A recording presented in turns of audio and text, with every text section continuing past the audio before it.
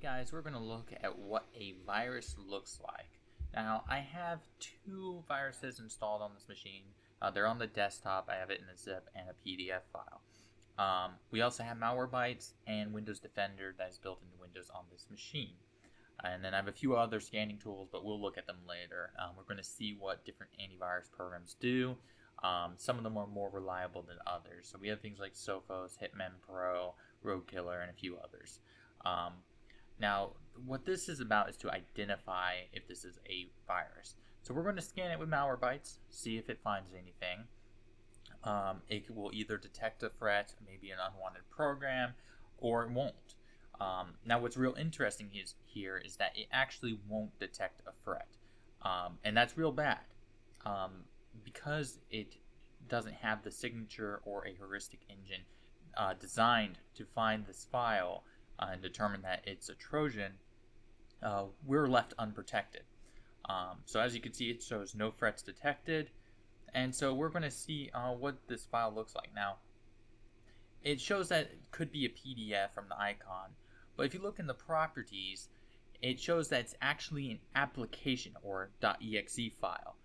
So this is an executable file that the icon was designed to look like a PDF, and that's real sketchy. So we're going to go ahead and scan it with Windows Defender, see if we get any different results, because we know this is pretty suspicious, and so let's see what it finds. And it comes back with no threats found. Again, that is very bad, because this is throwing up all kinds of red flags, and I know from experience that this is a Trojan. Now we're going to rename it, see if it changes the file icon. When you rename files, they sometimes change icons. This one did not, which means the icon was set by the creator. If we look at some more properties, you will see that it was actually signed. And the email address is pretty interesting. It comes from a very long, unprofessional email. Looks like it's an admin at shukuaid.space, which is not at all a professional domain. So we're going to run this, and it will detect a virus. It will try to stop a few things from occurring, and Windows Defender will try to protect you. Interestingly enough, Windows Defender is actually going to lose this fight. Now, if we look in command prompt, I'm going to run a tool known as netstat. Netstat allows you to see the ingoing and outgoing connections of applications. This is to see if we can find a backdoor. Now, when I run the program, we're going to see a couple Windows programs. We're going to see Skype. We're going to see a few other things. But what we're looking for is something that does not want to be named or discovered. Now, it may stand out because of that, because it is not hiding amongst normal traffic. So we see two cannot obtain ownership information established connections. Both of those connections are not listing the actual file. And that's a little suspicious because that could indicate that something is listening as a backdoor on my machine. If we open up Task Manager, we're going to see what's running as files, any processes, applications, maybe see what's taking up memory, depending on what the virus is trying to do. So we look at processes under my username, and we look at the memory. We'll see some interesting details. So one of the big things is there's a file running called runtimebroker.exe. Now, Runtime Broker usually runs when an application is breaking or it crashes.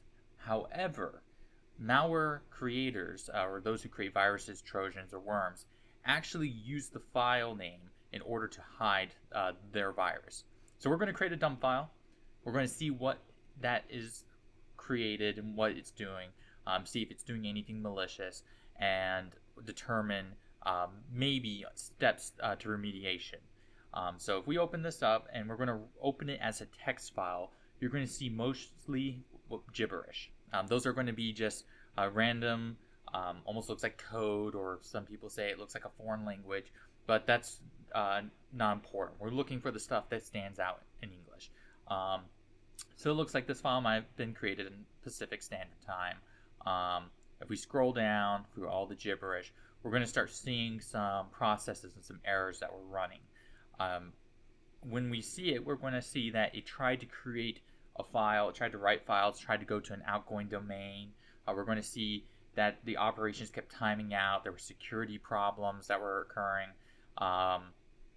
We're also going to see that later on there was a buffer overflow.